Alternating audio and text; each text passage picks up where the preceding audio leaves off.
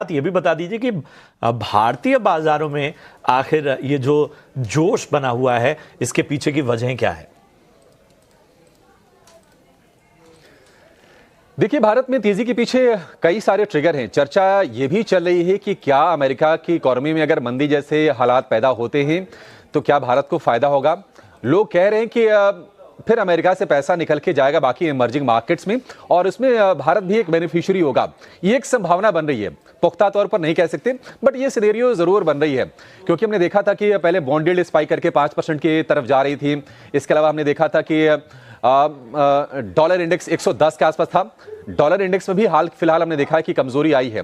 तो कुछ कुछ ट्रिगर से मैं फटाफट आपके सामने सिलसिलेवार ढंग से रख देता हूं। पहली चीज तो ये कि आज डोनाल्ड ट्रंप रूस के राष्ट्रपति व्लादिमीर पुतिन से बातचीत करेंगे और बातचीत का मुद्दा होगा रूस और यूक्रेन के बीच में युद्ध विराम। हालांकि पुतिन सैद्धांतिक तौर पर सहमति दे चुके हैं कि वो युद्ध खत्म करने को लेकर तैयार है। देखते हैं कि क्या निकल के आते हैं। एफआईज की चिंता बाजार के लिए जरूर है, लेकिन थोड़ा सा हमने उस हिसाब से डिस्कस नहीं किया, उस हिसाब से उत्साह दिखाया नहीं है डीआईएस के आंकड़ों को लेकर। लेकिन डीआईएस लगातार अच्छी बाइंग कर रहे हैं और अगर हम मार्च के अब तक के आंकड़ों देखेंगे तो करीब करीब 32,000 करोड़ रुपए के आसपास की बाइंग कर चुके हैं, जो जबकि एफआईएस की जो सेलिंग है वो 25,000 26,000 करोड़ रुपए के आसपास की है। तो ये एक इंपॉर्टेंट ट्रिगर है। डॉलर में कमजोरी जारी है, इसका मतलब कि रुपया और बाकी अदर जो करेंसीज है वो मजबूत हो रही है। ये भी एक बढ़िया ट्रिगर है और शिखर से डॉलर इंडेक्स करीब करीब 6% के आसपास कमजोर हो गया है। अमेरिका समेत दुनिया भर के बाजारों में तेजी हमने देखी है। कल हमने देखा यूएस में मतलब 2 दिन से अच्छी तेजी चल रही है। एशिया के बाजार में अगर हम जापान को देखेंगे, हांगकांग को देखेंगे तो बढ़िया तेजी है। तो सेंटिमेंट थोड़ा सा लिफ्ट हुआ है ग्लोबल मार्केट्स का। और अच्छी चीज ये है कि टैरिफ को लेकर डोनाल्ड ट्रंप की तरफ से हाल फिलहाल कोई डिस्टर्बिंग न्यूज पिछले 2-3 सत्र में आई नहीं है। यही नहीं, अब चीन की इकोनॉमी भी अगर मजबूत होती है तो आपके लिए कुछ कुछ सेक्टर हैं जो जिनके लिए संकेत अच्छे बनते हैं, जैसे कि आपके मेटल सेक्टर के लिए, केमिकल्स के लिए, कुछ कुछ सिलेक्टिव फार्मा के लिए। तो चीन के सरकार ने निर्णय लिया है कि कंजम्पशन को बढ़ाने के लिए वो कदम उठाएंगे और कई सारे उन्होंने कदमों का ऐलान किया है।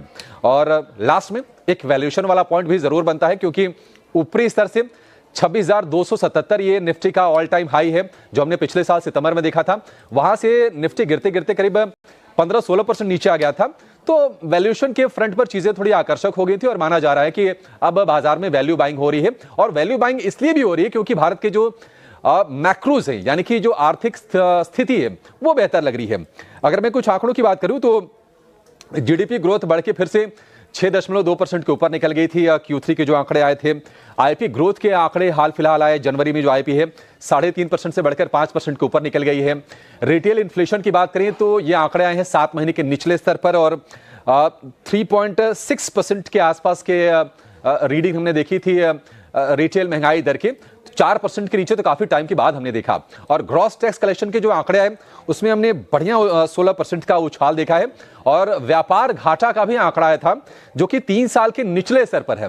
तो किसी भी निवेशक को चाहिए क्या एक इकोनॉमी में, हम ये भी मान के चल रहे हैं कि ये सारे के सारे आंकड़े एफआईआईज के लिए भी ट्रिगर का काम करेंगे। और अभी तो हम बिकवाली का आंकड़ा देख रहे हैं, लेकिन हो सकता है कि जल्द ही हालात बदलेंगे और फिर से हम एफआईआईज की तरफ से भारत में वापसी होते हुए देखेंगे और अच्छी बाइंग के आंकड़े देखेंगे। ये सारी की सारी चीजें हैं, 6-7 जो बड़ी बड़ी चीजें हैं, ये 2 दिन से बाजारों का मूड बढ़िया रिफ्रेश करने का काम कर रही हैं। ये अभिषेक, आपका इन तमाम पहलुओं को हमारे निवेशकों